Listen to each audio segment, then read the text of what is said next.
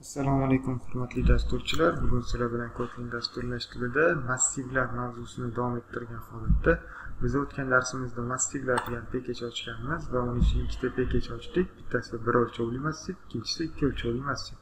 Bir o'lchovli massivni ichiga kirsak, uning ichiga ham ikkita package ochdik. Bittasida faqat masalalar ko'ramiz, turli xil masalalar. Ikkinchisida esa turli xil saralashlar, ya'ni massiv elementlarni klaviaturadan kiritamiz, ularni tartibi bo'yicha kichkinadan kattaga, kattadan kichkinaga qilib saralab beradigan dasturlar tuzamiz. Biz o'tgan safar massiv mavzusini ko'rishni boshlaganmiz. Bugun shu mavzuni davom ettirgan holatda, ya'ni unga oid turli xil masalalar ishlashni davom etgan holatda bugungi darsimizda massiv elementlarni juft toqlarini topish dasturini ko'rib chiqamiz. Juft toq, musbat, manfiy hammasini bitta darsda ko'rib chiqamiz. Biz uning uchun oldindan massiv elementlarini kiritib qo'yamiz. A degan massiv olamiz, array of massiv elementlarini beramiz. 3 4 5 6 7 8 9 10. Ya'ni 1 dan 10 gacha bo'lgan sonlarni oldindan kiritib qo'yamiz. Ularni ekranga chiqazamiz.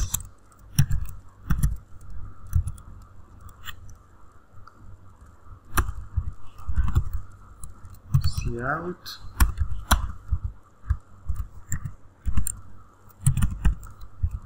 ya'ni massiv elementlarni bittadan joy tashigan holatda bizga chiqazib bersin dedik. Oldin biz o'zimiz kiritgan massiv oldindan kiritilgan massiv elementlarni ekranga chiqazib olamiz va ular ustida yuqorida aytib o'tganimizdek musbat, manfiy juft toqlarni topamiz. Mana hozir biz kiritgan dasturimiz ishga tushdi. Biz endi qiladigan ishimiz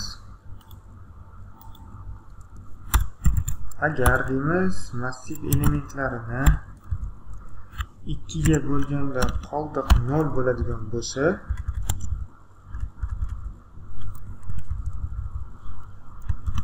ularni bizga chiqazib bergan deymizda, shundan duplikat olib turib dasturni ichiga tashlab qo'yamiz va dasturni qaytadan ishga tushiramiz.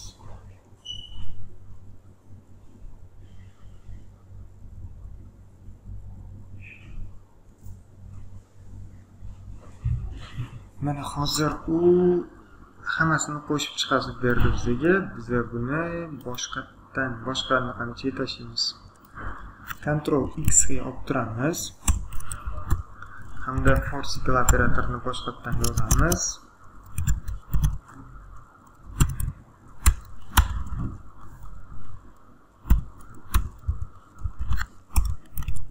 Hamda biz ularni boshqatdan chop etamiz. Va bu yerga bitta bo'sh joy tashlab qo'yamiz. Dasturni qayta ishga tushiramiz.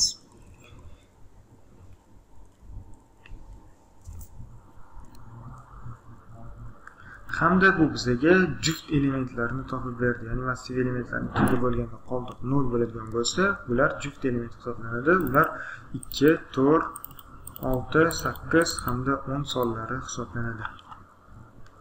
Xuddi shunaqa qilib biz toqlarni ham topishimiz mumkin. Toqlarni topish uchun 2 ga bo'lganda qoldiq 0 bo'lmasa, ya'ni 0 dan farqli son bo'ladi. Bu o'z-o'zidan 1 ga teng bo'ladi. Bu degani toq elementlar degani.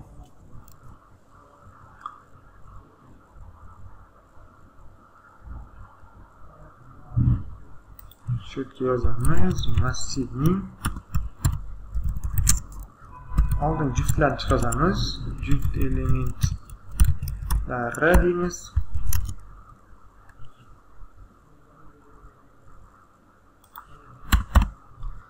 Hamda xuddi shunaqa qilib toq elementlarni chiqazamiz.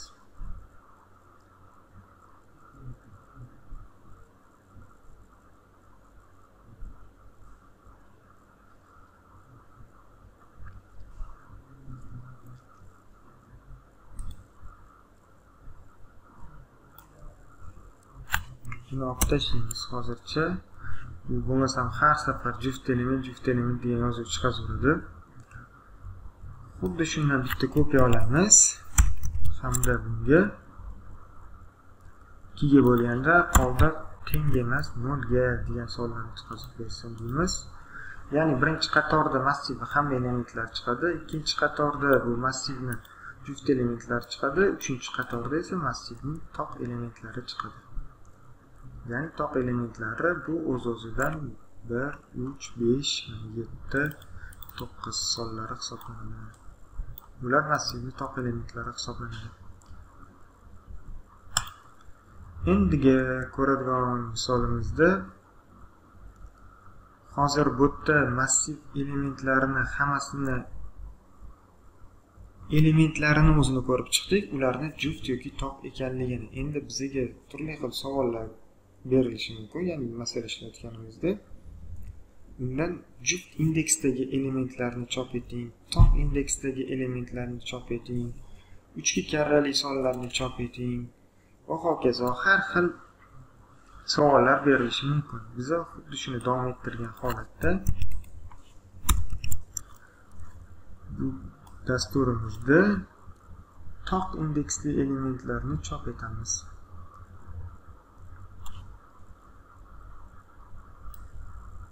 Bizga hozircha if kerak emas.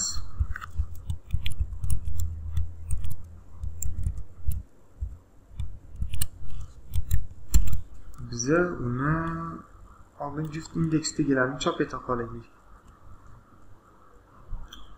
0 dan deymiz until a точка size ani uzunligigacha deymiz step, ya'ni bizga juftlarni topishimiz uchun ularning orasidagi raznica ikkitadan farqi ikkitadan bo'lishi kerak deymiz. Bu juft indeksdagi elementlarni topish hisoblanadi. Ya'ni mana shu yozib qo'ysak bo'ladi, o'zi hammasini aslida bu yerda biza massiv elementlarining juft elementlari, massivning juft elementlari deymiz. Juft elementlari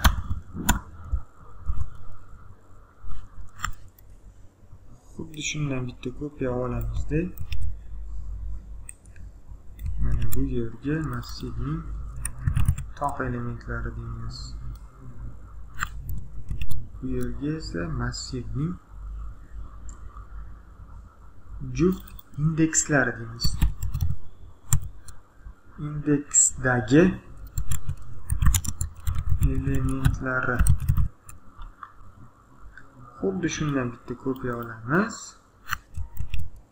hamda massivning toq indeksdagi elementlari deymizda, uning uchun biza buni 0 dan emas 1 dan boshlaymiz hamda dasturni run qilamiz. Bular hammasi alohida, o'shaning uchun ularni orasiga ochib qo'ydim va dasturni qaytadan ishga tushiramiz.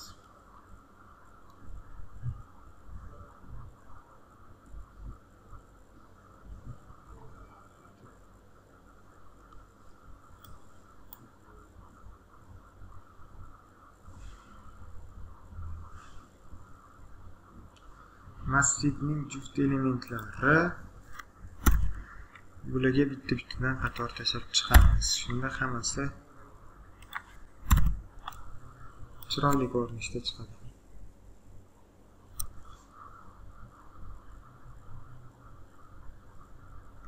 Dasturni qaytadan ishga tushiramiz hamda mana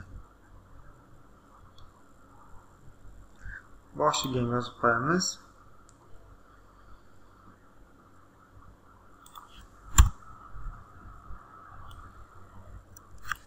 Massiv elementlari deymiz bunga.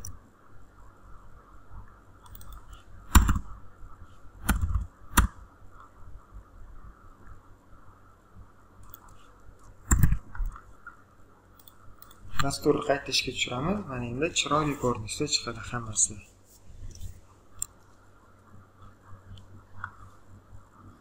Mana massiv elementlari 1 2 3 4 5 6 7 8 9 10 sonlari, massivning juft elementlari 2 4 8, massivning toq elementlari shunaqa Massivning juft indeksdagi elementlari, juft indeks bu degani